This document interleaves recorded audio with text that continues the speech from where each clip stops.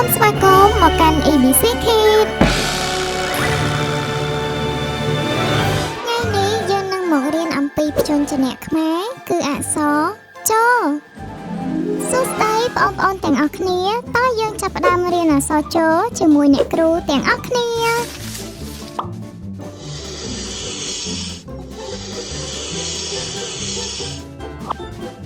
ចអក្សរចជើងរដាក់ស្រៈអ៊ូនិងកជ្រូ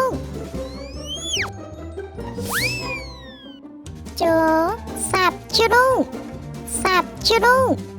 សាប់ជ្រូកចដាក់ស្រៈអ៊ីនិងងចេញចនិងកបន្តចចេញចសាប់ចិញ្ចក់ចញជើងចដាក់ស្រៈអ៊ីនិងងជញ្ជីងចជញ្ជីងចដាក់ស្រៈអឺនិងងជើង